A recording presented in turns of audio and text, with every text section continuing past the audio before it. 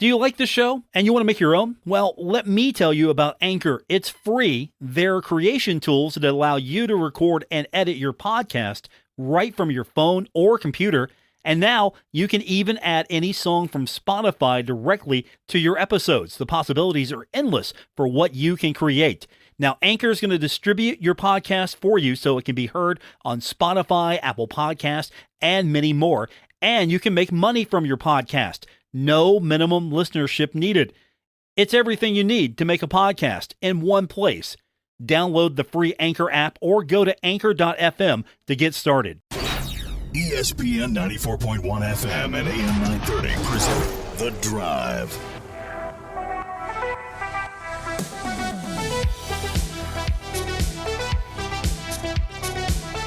It is Wednesday, September 21st. Your drive begins now on ESPN 94.1 and AM 930. I'm your host, Paul Swann. We're taking your text this hour, 304-396-TALK, 304-396-8255. Going to hear in just a little bit. I've got some comments from Eli Neal, Henry Colombi as we get closer to Marshall taking on Troy. Also more from Coach Huff. So we'll get to that in a few minutes. Later on as well, John Mercer joining me, the head coach of the Marshall tennis team. A couple of big things happening for the Herd. So we're going to get into that with John later on. As I said, we get your texts and we get your comments in. We do that 304-396-TALK, 304-396-8255. We're getting closer to Marshall taking on Troy, so we'll hear how the coach is going to handle that, how important that is to making sure that the Thundering Herd stays consistent. That was a question I had of him, so we'll get that as how we feeling. It's a Wednesday. It feels like a Wednesday, does it not? To me, it does anyway. You guys going through that sort of that Wednesday blah? Is it just me? I don't know. I'm hoping it's just me, but it's feeling like a Wednesday. You know, there's not that extra lift in my step here like there was last week around this same time. So, you know, I don't know. You know, maybe I'm finally crashing. Maybe I'm finally hanging the hangover from Bowling Green. It's finally hit me. Hopefully, the win against Troy. I said it. The win against Troy will lift us all back up as we get into Sun Belt play. There's some interesting matchups in the Sun Belt. That's the fun thing about this league. I look at most of the matchups, and these are pretty fun matchups. Coastal Carolina at Georgia State. That's going to be fun. That's coming up on Thursday. So you got Thursday night football.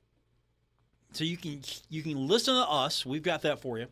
Or you could, I don't know, you got on ESPN2, Coastal Carolina at Georgia State. So Sunbelt action on ESPN2. Saturday, of course, a full slate with James Madison and App State. That's going to be – I'm really excited to see that one. Ball State at Georgia Southern. Yeah, that's a non-conference matchup for Georgia Southern. Arkansas State at Old Dominion should be fun. Louisiana Tech at South Alabama. I'll be pulling for Alabama in that one. Houston Baptist at Texas State, so you got to pull for Texas State there. And then, of course, the games that we're getting a little bit more interested in, Marshall at Troy. 7 o'clock is going to be kicked. We've got that for you right here on ESPN 94.1 and AM 930. Going to be at Roosters again. So if you haven't been to Roosters yet, we're there for the pregame. We're right near the bar area so people can see us. Hopefully you'll be able to hear us on Saturday as well. But if you can't be at Roosters, keep it locked on ESPN 94.1 AM 930 and 93.7 The Dog as we go on the air 3 hours before the game.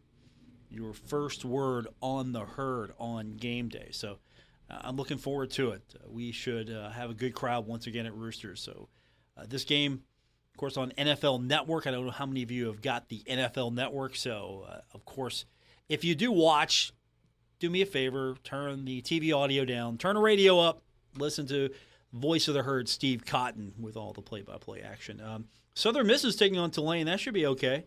And then Louisiana is at ULM. So I think some of the earlier games are probably the better games Matchup-wise, Coastal at Georgia State should be fun. James Madison at App State, that's really going to be a fun one. And the great thing about it is most of these games, you can get them on ESPN Plus, ESPN 2. Much better television package for the Sun Belt. Much better. I can actually watch all of these games. For the most part, I can watch all of these games. And that was a complaint about Marshall and Conference USA. Well, you can't watch the game.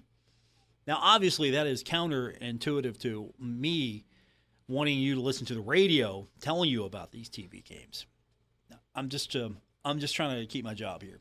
We're a radio station, so I got to be careful. I can't talk too much about TV, games on TV. No. You don't want to watch the pictures. You want to listen to it on the radio right here. If you can't watch, don't forget, we do have you covered. And again, it's right here on ESPN 94.1 and AM 930. So what else is happening today? It's a Wednesday. This is when things start locking down for these college teams for the most part. You get some media availability. Now, Coach Huff's going to have his coach's show tomorrow. He'll have his coach's show. You'll be able to tweet your questions in. But for the most part, coaches are locking down now. Absolutely shutting down, getting ready to, for those that are traveling, get those travel plans finalized, if not already, and hit the road. Going to be a late one for the Herd, 7 o'clock. 7 o'clock, and at least it's going to be early for the Herd taking on Gardner-Webb. That's going to be an earlier one. Afternoon game. We get to watch it, and then we're done. We're done. Not this late night stuff. I don't know. Do you prefer? I like the. It's a 3:30 kick. So for me, all that means is I'm on the air at 12:30. So I gotta think in terms. I think 3 hours out before a game. So when you say Troy's at 7, it's 4. Troy's at 4. Gardner-Webb 3:30. No, that's at 12:30 for me. Louisiana on a Wednesday 7:30. No, that's a 4:30. Which, by the way, that's a Wednesday night. I got to get clarification on this, but I'll be there. The stage will be elsewhere, I hear. So the stage is going to be elsewhere. You might see me on the West lot. I mean, that's in a few weeks, but you might see me on the West lot. And if that's the case, I'm cool with that. Look out and see you on the West lot. Hopefully, what's going to happen here is with Louisiana being a Wednesday game at 7:30, there's going to be a lot of people taking off from work that day, playing hooky, leaving early, late lunches. I think that's what's going to happen. But the 7:30 kick, I'm looking forward to it. We've got it here on ESPN 94.1 and AM 930. When we come back from break, I've got some sound I want to get to you. Going to hear a little bit from Coach Huff. We're going to hear from Eli Neal, also Henry Colombi. We're going to hear from those guys. And later on, John Mercer is going to join us. We'll talk tennis, big event happening for the Thundering Herd. So we've got all of that. It's a Wednesday. I'm feeling like it's a Wednesday. So the text line is open for you. Is it just me? Am I the one just going through the Wednesday blah? Is it just me, or are you there too? 304-396-TALK, 304-396-8255. We got Coach Huff comments. We've got comments from Henry Colombi, Eli Neal. We'll get to that when we continue with this edition of The Drive on ESPN 94.1 and AM 930.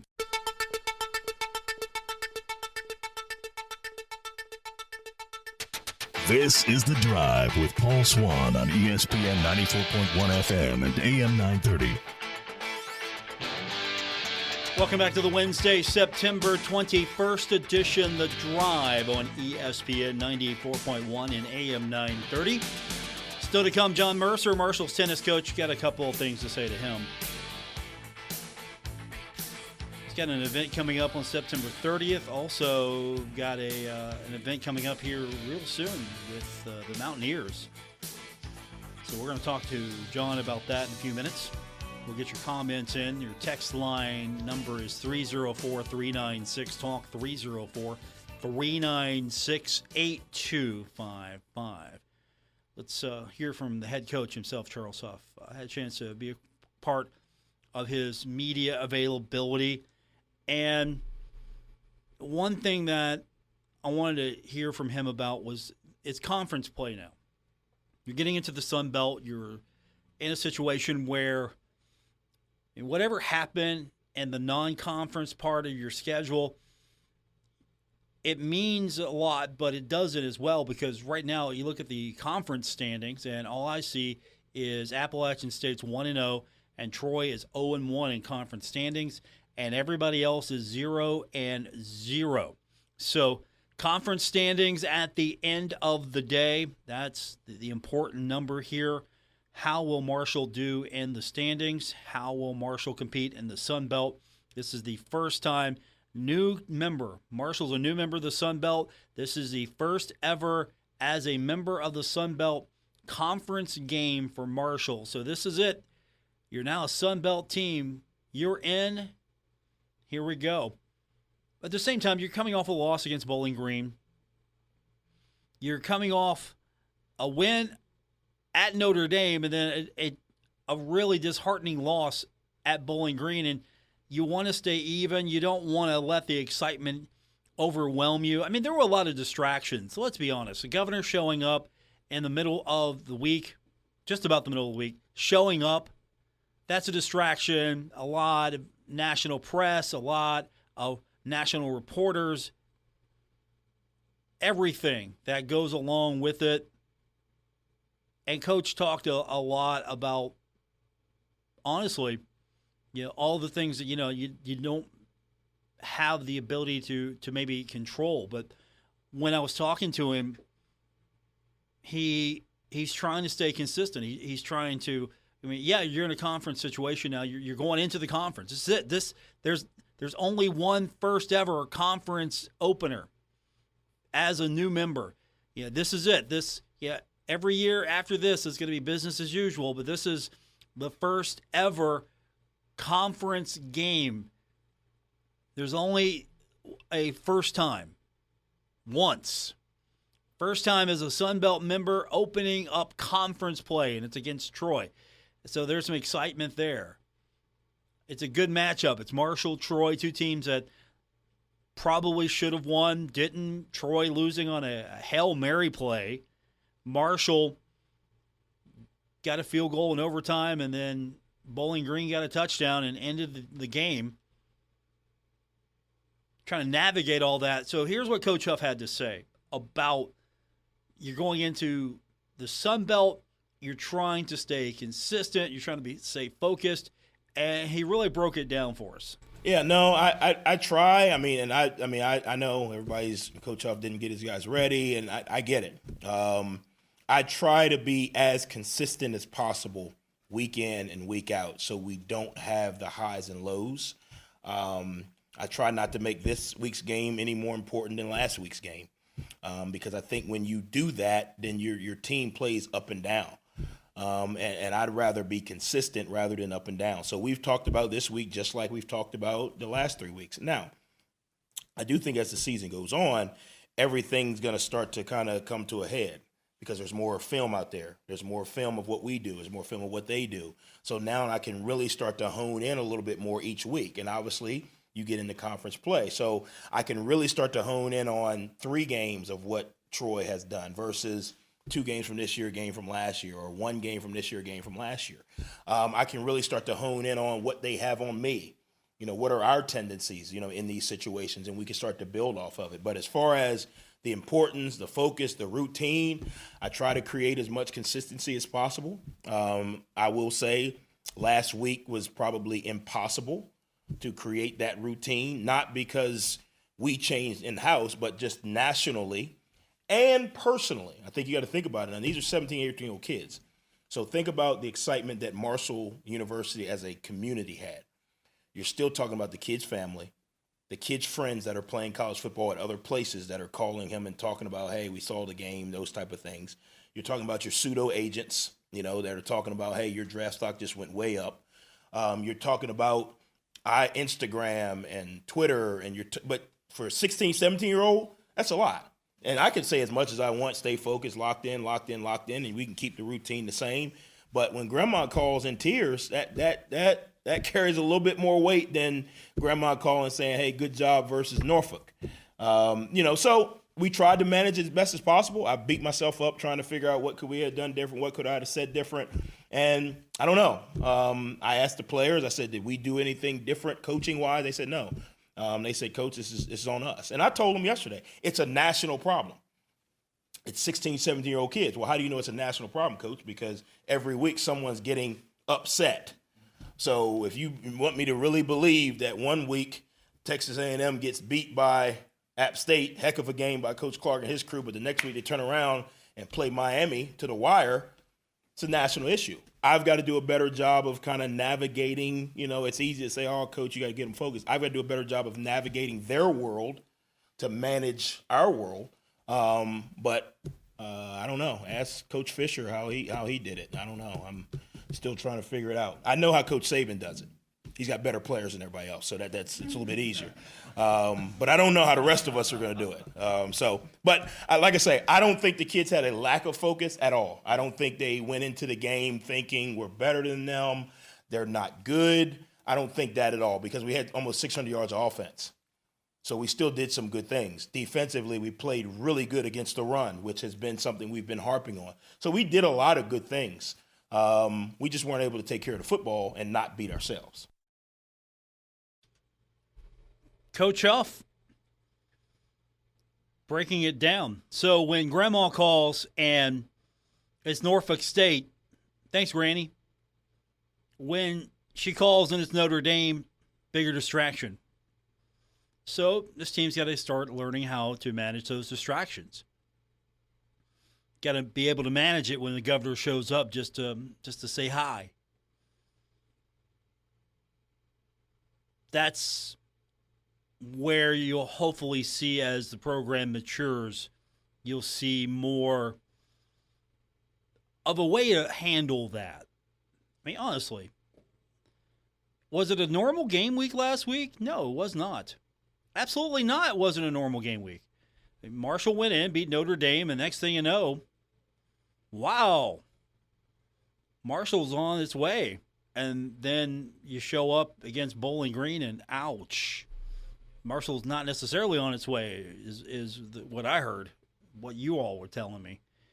Eli Neal, talking about guys, how you got to respond to this. How do you bounce back? How do you overcome? And how the leaders on this team. Coach Huff talked about that. Yeah, he's hearing things. Yeah, the leaders are stepping up. And Eli talked about how the leaders on this team responded to the loss.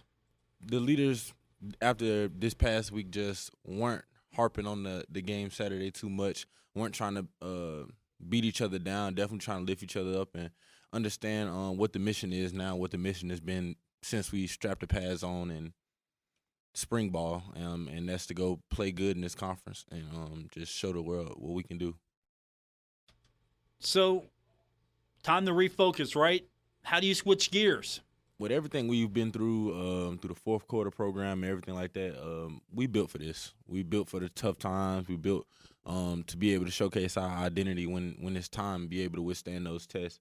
So just going along with the program and how Coach Huff has instilled in us, moving on to the next play and focusing on Marshall and focusing on us, it's made that transition a lot easier.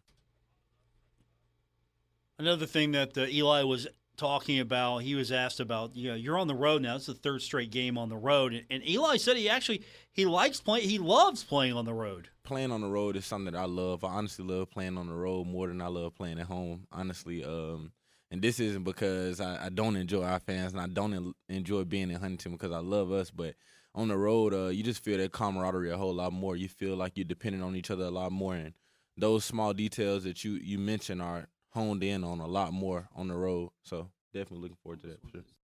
So he's excited going back on the road, and of course, the road was not kind to the Herd last weekend, and he talked about that. And we got into a little bit.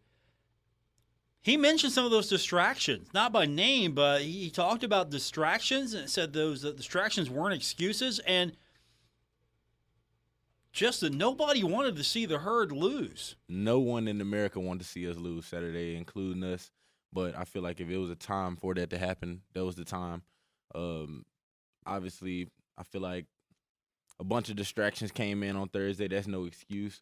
I mean, not just Thursday, but throughout the week. A lot of distractions came through. But like I said, if it had to be a time for us to lose, I feel like Saturday was it. I hate it happened, but definitely moving forward and ready to just capitalize on what happened Saturday.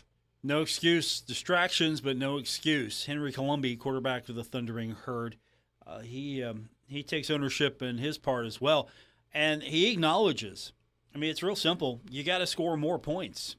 Yeah, we have to score points at the end of the day. It doesn't matter how many yards we put up or when we get in those positions, we have to finish. Whether it's field goals, we want to score a lot in the red zone.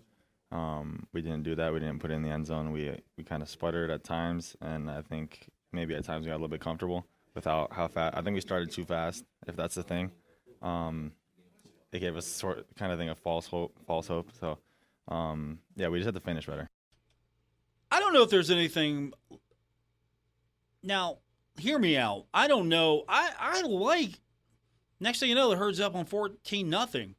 Okay, then getting more. Put 21-0, 28. Just get on them and just pour it on. I'm okay with that. Just continually pouring it on, but maybe it came so easy to them they got complacent. And again, that's something that they're going to have to learn. When you're up on a team, continue, keep it up, pour it on them a little bit more. Put them away, because you really ask Troy. You think you got a team put away, and you don't. Ask Troy. Speaking of Troy, Colombi knows this is going to be it's going to be a tough matchup, because you got two teams both coming off tough losses. Yeah, it's two teams coming off a tough loss. Two teams, we both feel like we should have won our games. I think that we'll both understand that going into this week. So I think it'll be another tough physical game. Troy understand. I think they're 1-2 right now. They're better. That's not what they should be. Their record isn't who they are. I kind of felt the same way about Bowling Green. They're 0-2, but they could have easily been 2-0. They're in both games, so it'll be a good game. Good game. Henry Colombi, quarterback of the Thundering Herd. We switch our attention to Marshall tennis. John Mercer joins me on the other side of the break. This is The Drive on ESPN 94.1 and AM 930. We're taking Paul Swann everywhere. Download or subscribe to The Drive with Paul Swann on Apple Podcasts, Spotify, or wherever you get your podcasts. We continue with this Wednesday edition of The Drive on ESPN 94.1 and AM 930. I want to welcome to the program now. He's always gracious to accept the invitation. He is the head coach of the Marshall tennis team, John Mercer. Also gracious in not sending me a text on Sunday when the Pittsburgh Steelers beat the Cincinnati Bengals. That was a couple weeks ago, John. I don't think I've talked to you since, so were you just saving it up for today? Is this where I hear about it? That was a good one. No, it wasn't. Absolutely was not.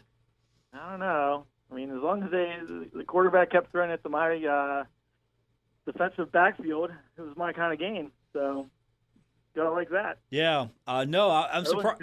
I'm surprised I didn't hear from you, because if it would have been Kemper and the Bengals taking on the Chiefs, Kemper would have let me know about it, because he made the mistake to try to let me know about it ahead of the game.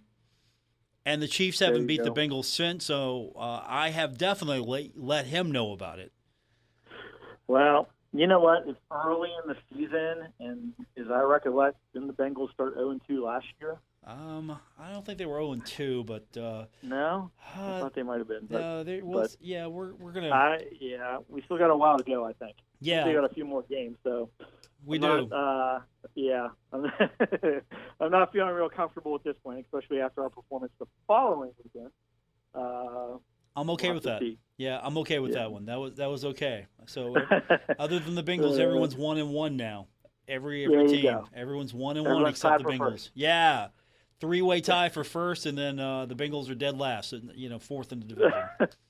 Life in the NFL. Yeah, Then 2 weeks later, you'll be in first. I hope. So, it's the only happy place I have sometimes, and look at it, it's 0-2.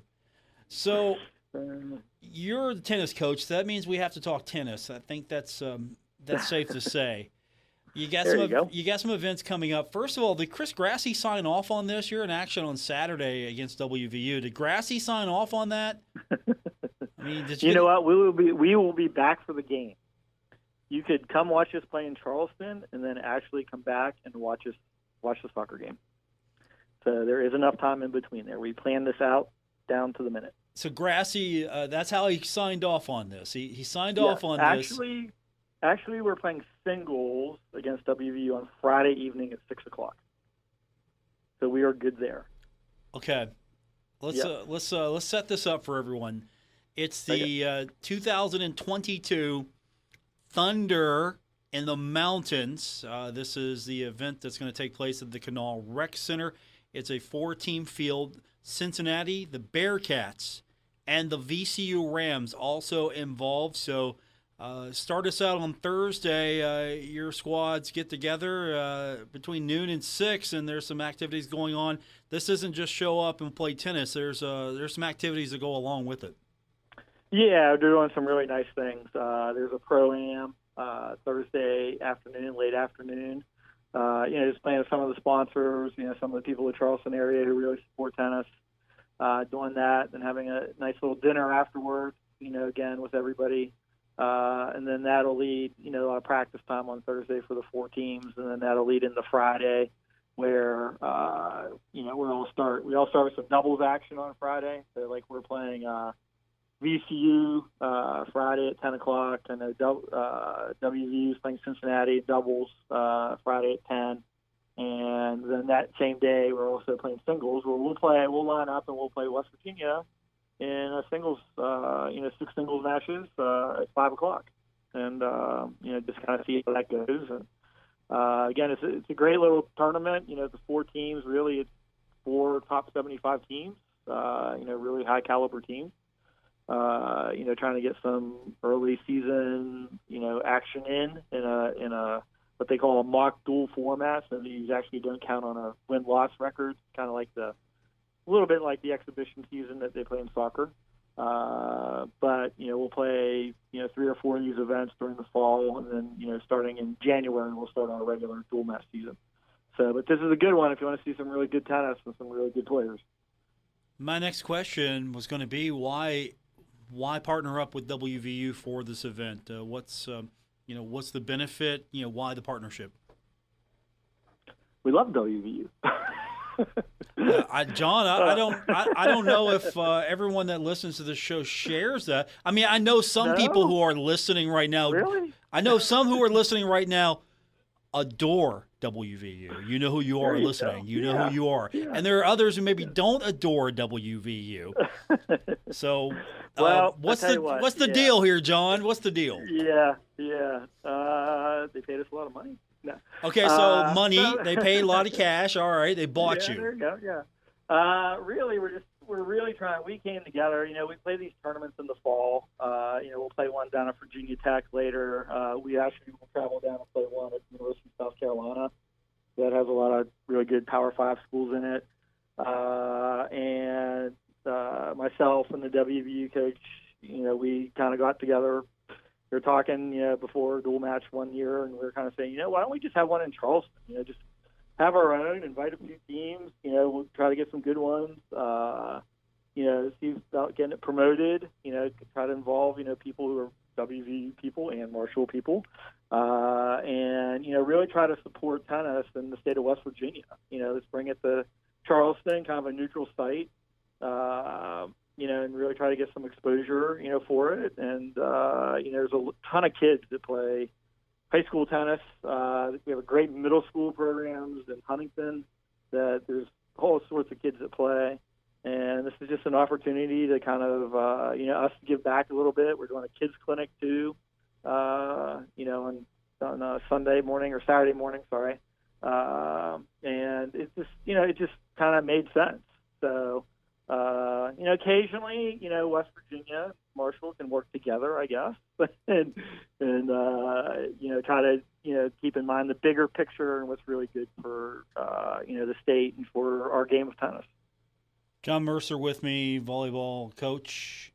I'm sorry, I'm looking at a presser that just came on my phone as I was mentioning your name. Hey, oh my gosh. No, I'm no, serious. not the volleyball. I'm serious. Cody just sent me a presser. Marshall volleyball begins Sunbelt play at ODU. It popped up on my screen, which is right next to my I have my.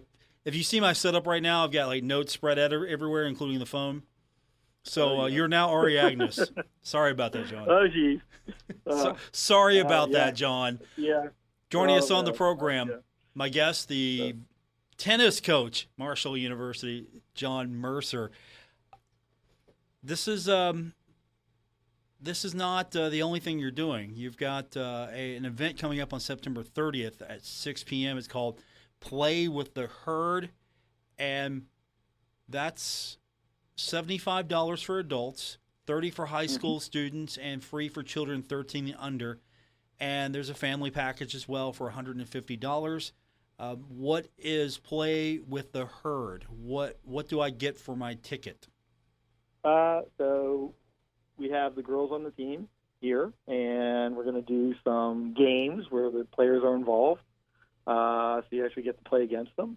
Do some probably a little bit of doubles action also. There's a dinner, there's an auction, there's a silent auction. So just a nice evening, out on the tennis courts. The dinner will be catered. It'll be out on the tennis courts. And, just trying to bring, people in who, again, support our program. We have, a lot of support in the area.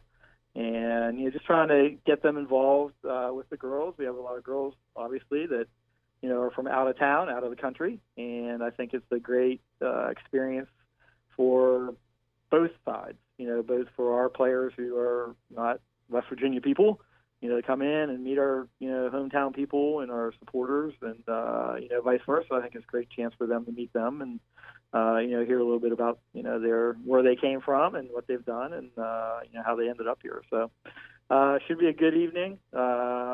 Weather as of now, who knows how that'll end up, but it's now supposed to be pretty good. And,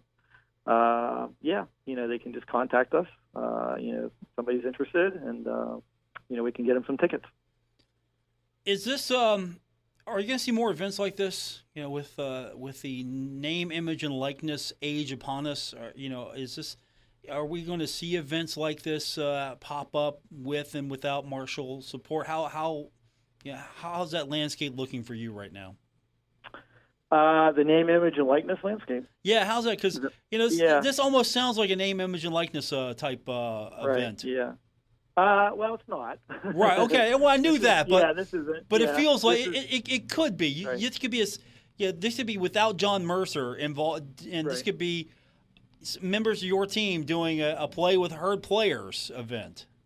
Right. Yeah. This is more of an outing, for people who want to support tennis, support the team.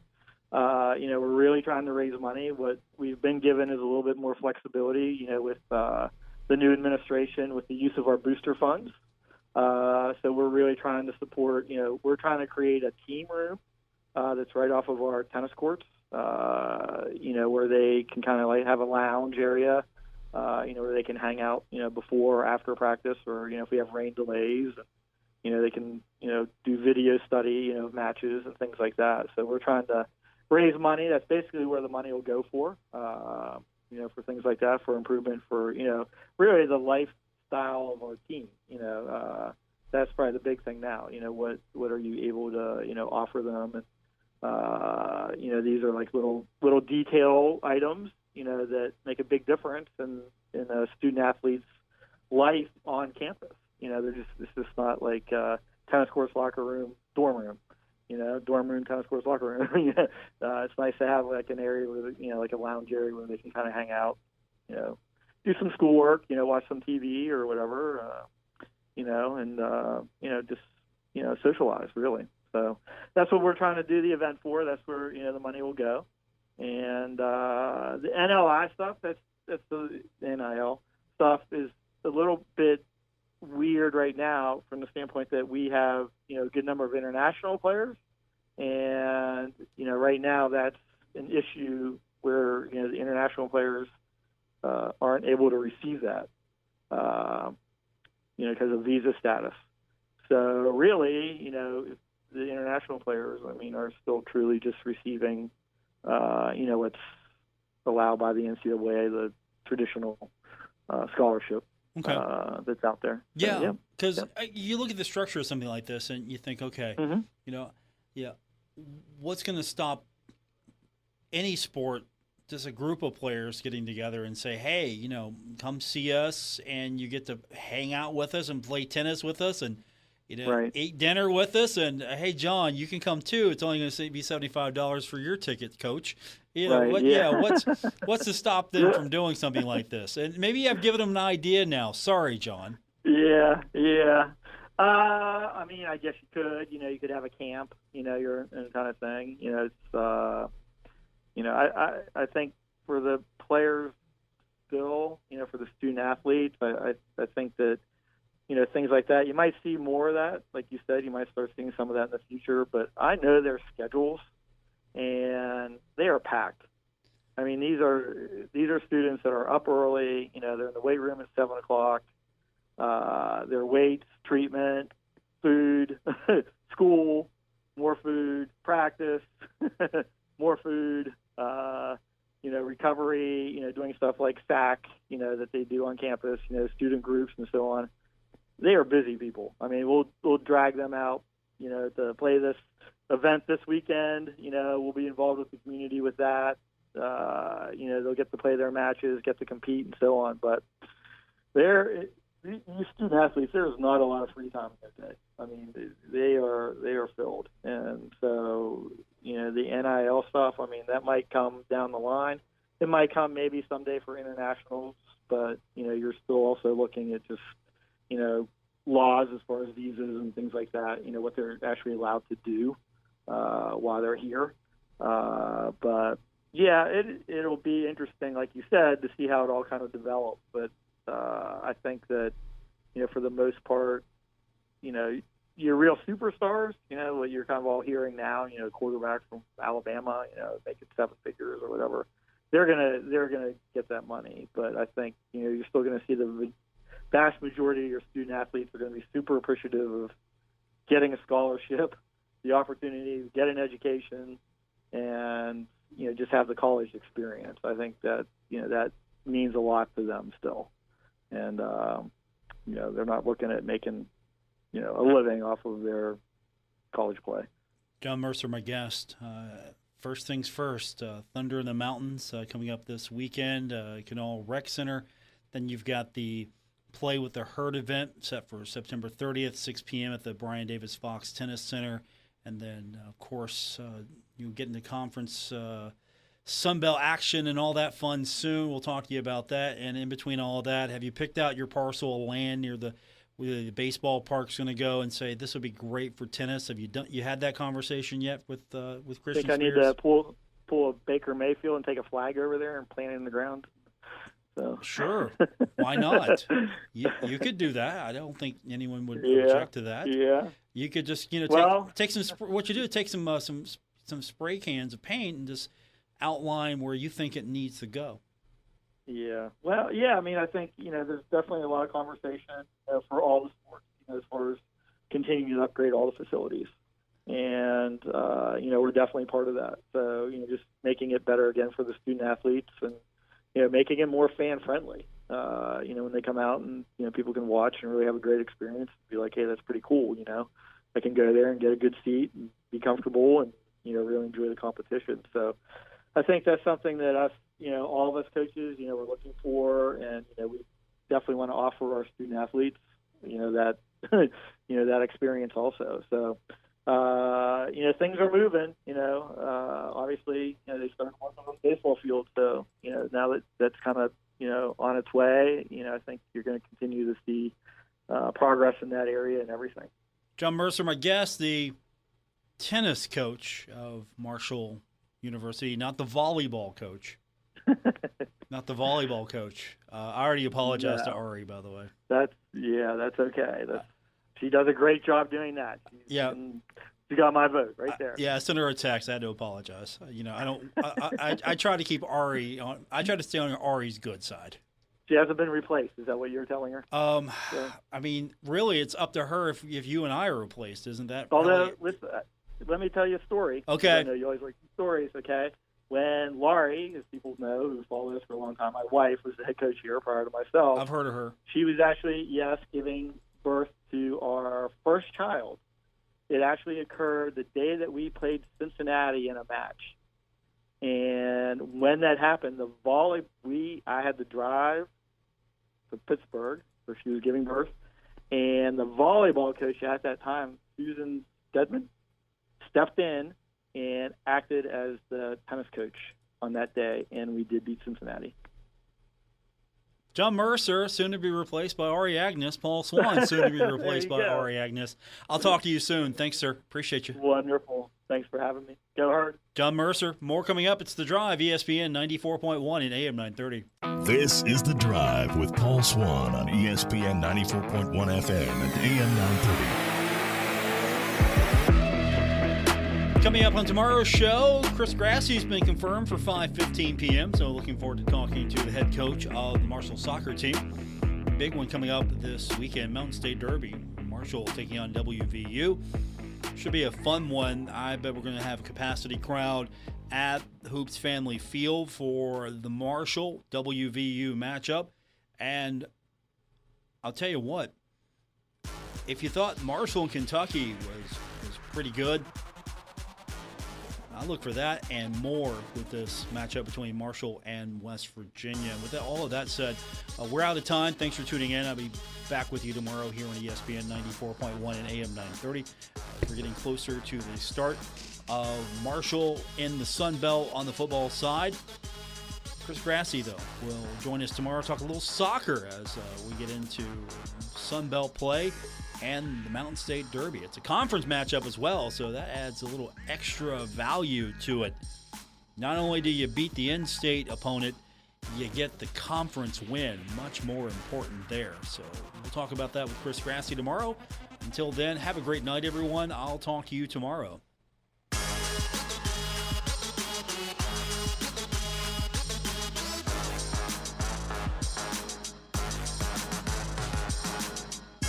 WRBC Huntington, W227BS Huntington. This is your radio home for Pittsburgh Pirates baseball, ESPN 94.1 FM and AM 930.